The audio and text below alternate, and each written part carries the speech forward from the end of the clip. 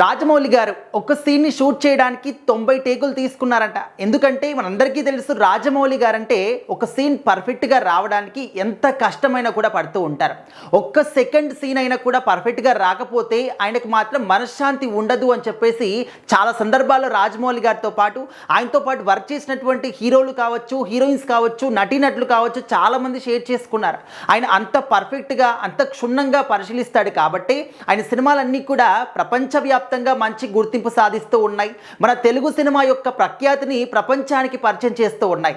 ఇప్పటి వరకు మన తెలుగు సినిమా ఇండస్ట్రీలో రాజమౌళి గారంత పేరు కానీ, ప్రఖ్యాతలు కానీ, అంత గొప్ప విజన్ కానీ ఇంకా ఏ డైరెక్టర్ కూడా లేదు. ఆయన అడుగుజాడల్లో చాలామంది డైరెక్టర్లు కూడా వచ్చిన వాళ్ళు ఉన్నారు, కానీ ఆయనని మాత్రం అందుకోలేకపోతున్నారు. ఆయన ఆకాశం అంత ఎత్తులో ఉన్నారు. సో ప్రజెంట్ అయితే మహేష్ బాబు గారితో వారణాసి సినిమా షూటింగ్ చేస్తూ ఉన్నారు. చాలా బిజీగా గడుపుతూ ఉన్నారు. డే అండ్ నైట్ కూడా సినిమా కోసం కష్టపడుతూ ఉన్నారు.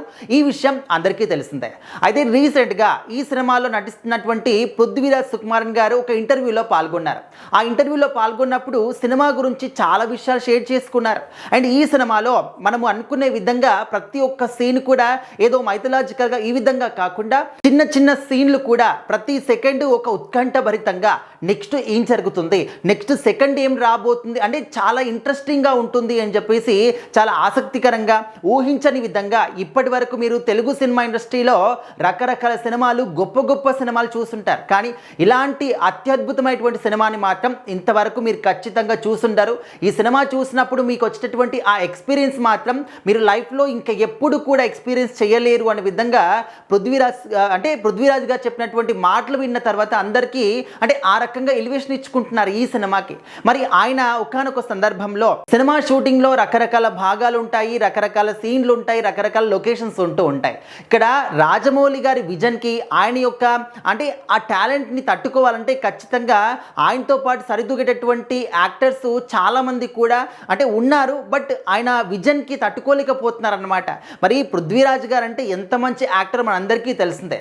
సో ఆయన కూడా రాజమౌళి గారి విజన్ ని తట్టుకోలేకపోయాడంట. కొన్ని సీన్లు ఆయన చెప్తున్నప్పుడు ఈయనకు అర్థం కాలేదట. అంటే ఈయన యొక్క నటన స్కిల్స్కి, ఆయన యొక్క డైరెక్షన్ స్కిల్కి అంటే ఏమాత్రం కూడా పొంతన లేదా అనే విధంగా ఆయనకి డౌట్ వచ్చిందంట. అరే నేను నటించలేకపోతున్నాను ఏంటి రాజమౌళి గారి డైరెక్షన్కి అని చెప్పేసి.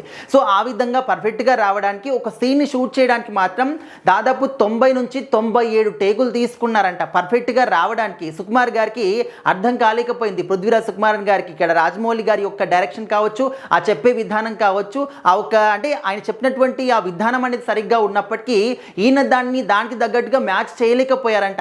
అంటే ఈ విషయాన్ని స్వయంగా పృథ్వీరాజ్ సుకుమారన్ గారు చెప్పడం జరిగింది. అంటే వేరే వాళ్ళు రాజమౌళి గారు చెప్తే ఏదో గొప్పలు చెప్పుకుంటున్నారు అనుకోవచ్చు, కానీ పృథ్వీరాజ్ సుకుమారన్ గారు స్వయంగా చెప్పారంటే ఈ సినిమా కోసం వాళ్ళు ఎంత కష్టపడుతున్నారనేది మనం ఆ ఒక్క మాటలో అర్థం చేసుకోవచ్చు.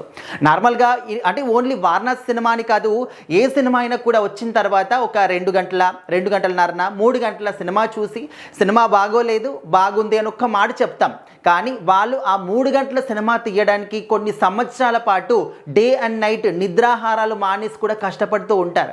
సో వాళ్ళ కష్టానికి తగ్గ ప్రతిఫలం అనేది ప్రేక్షకుల మనం ఆదరించే విధానంలో ఉంటుంది. అండ్ స్టోరీలో కూడా ఖచ్చితంగా కంటెంట్ ఉండాలి.